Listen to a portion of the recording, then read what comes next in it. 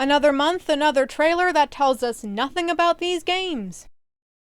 At least they're consistent now.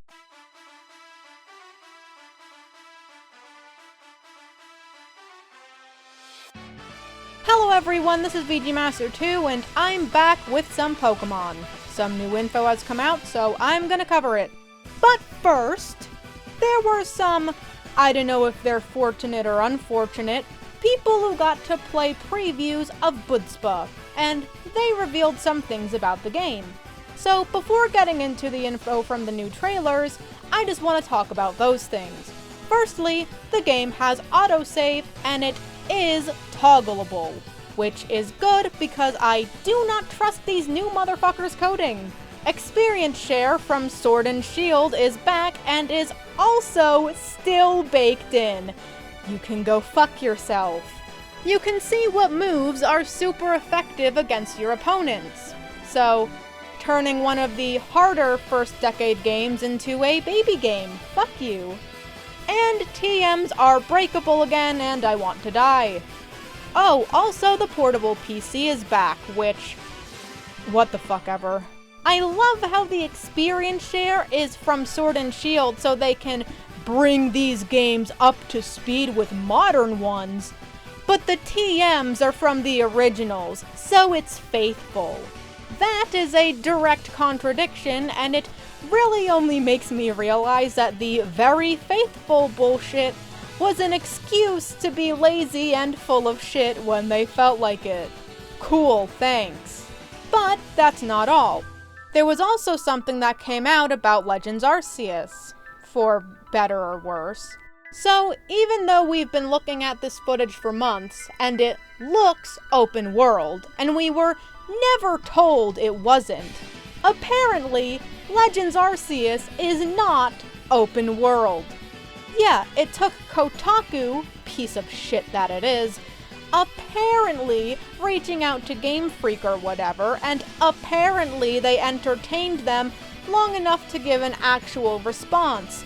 If we are to believe Kotaku didn't pretend to contact them and actually pulled it out of their ass. Game Freak allegedly said that it's less like Zelda and more like Monster Hunter, whereas you get a mission and then go off to a specific area and only that area to get the missions done and then come back to the hub. I don't know why they kept this from us and didn't tell us. Oh wait, yes I do! It's to leech the money of all the people they successfully fooled so that if they don't find a way to refund the game, they still get all the profits. So, if this is true, cause it might not be, fuck you, Game Freak. You could have not let us on and been a giant manipulative bitch, but then again, it's not like you haven't lied before. What the fuck ever, par for the course, I guess. I've also personally been thinking about the lore that's going to be added in this game, even if it's technically not canon since it's a spin-off. But I realized just how much shit they were going to have to put in. They need to have shit for the Creation Quartet, the Lake Trio, the Lunar Duo, the Sea Duo, Regigigas and his 5 children, Heatran, and Shaman. This game actually has to be a hefty bitch, and if they can pull it off, goddamn. But that's enough bullshit and speculation. Let's talk about what was officially revealed. So, on October 19th, they ended up releasing this really weird found footage type trailer with voice acting hinting at the next thing to be revealed. It's really fucking awkward and unnecessary, but it does add a bit of intrigue and mystery, and it's much better than whatever the fuck that Galar and Ponyta reveal was a few years back. It also strangely reminds me of Five Nights at Freddy's, with the shitty video and the glitches. It's kinda reminiscent of what some people think that series is trying to be. This trailer was even released on the same day as one of the shitty non-trailers for the next FNAF game. So that's a kinda funny coincidence, I guess.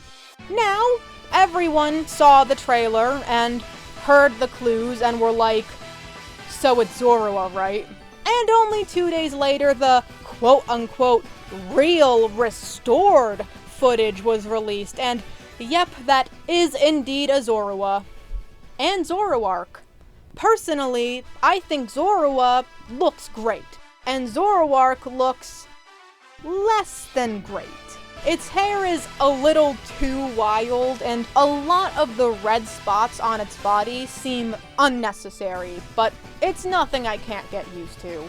So, despite being in the snow, you would expect these boys to be ice-type, right? Well, lol, nope, because the only other piece of info we got at that time was that their types were both normal ghost.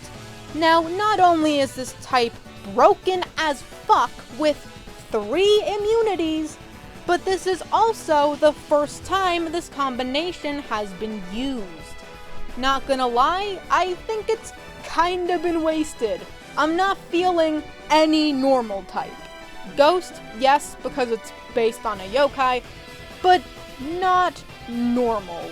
I feel like there were better concepts for normal ghost types, like an opossum Pokemon. But it's not like we can have only one Pokemon per type combo, so that may happen in the future still. I just don't entirely like that these are the first. It wasn't until the 26th that they officially put out their gameplay trailer and official art, with the 2 of them being the only thing in the trailer other than the reveal of a mask early purchase bonus and the other million bonuses that aren't actually really that good. Apparently, Zorua is now the spiteful fox Pokemon, and Zoroark is now the baneful fox Pokemon. We don't know how this affects their lore and move pool, but that's cool, I guess. Oh, the website says that they're literally the ghosts of Zoruas who were forced to migrate due to being shunned by humans, but died because they couldn't adapt. Also, Zoroark's illusions are so terrifying, it makes people go fucking insane. Alright then, Pokemon Company, I'm sure you're emotionally stable. Also, the player character makes a very noticeable noise when getting attacked by Zoroark. Ooh, voice acting? It's probably super limited and lazily input. But that's it for Legends Arceus. Yeah, I don't know why they made us wait a week between the weird glitchy trailer and the gameplay footage that looks significantly worse than the CG trailer, holy shit. If they were just going to reveal them. But whatever, I guess. Next, we have the Butspa news. And you know that shit I literally went over a few minutes ago? You know, the new and/or tweaked features? Yeah, well, it's a good thing I talked about them separately because they don't talk about any of it. Wow, cool, good job. Yeah, instead they just show us a bunch of characters most of us already know, including Candace and Volkner. Wait, so you show Rourke, and then wait another month to show Gardenia. You show Cynthia, but don't tell people she's champion. And then you skip half the fucking gym leaders and show us just the last 2? What? Also, they use the shitty versions of the gyms. Yay. Thanks so much. They then show us all 3 Galactic Commanders and Cyrus. And not only does the 2D art still look like shit, Saturn's 3D model doesn't even look right. Seriously, what the fuck happened to his eyes? I know they've always been slimmer and sharper than Mars and Jupiter's, but they've never been this bad. Also, they then just kinda show us the Lake Trio. They don't even tell people who each of them are for the sake of anyone who somehow doesn't know who they are. like they've been doing for every single one of the important story elements so far, but they show all 3 of them. Meaning we now have more in-game footage of the Lake Trio than the fucking mascots of the fucking game. Good one, Pokemon Company. Oh, but they do name them on the website, because what the fuck is the trailer for? What role will they play in your adventure? Barely any! They sit on their asses the whole time until they're captured and kind of used to summon Dialga and Palkia. That's it. Afterwards, they go back to sitting on their asses. Yeah, the games have a habit of making the Lake Trio sound more important than they actually are. Sinnoh Legends claim that they gave humanity knowledge, emotions, and willpower, but just like most Legendary's lore, it's not important to the story and never really comes up. They then tell us that the outfits from Pokemon Platinum are going to be available in the game only for those who suck up to Pokemon Company before the end of February 2022. Despite the fact that we already were getting an event like this with the Manaphy egg. Yes, one small and quite possibly the only piece of Platinum content is locked behind you getting the game early.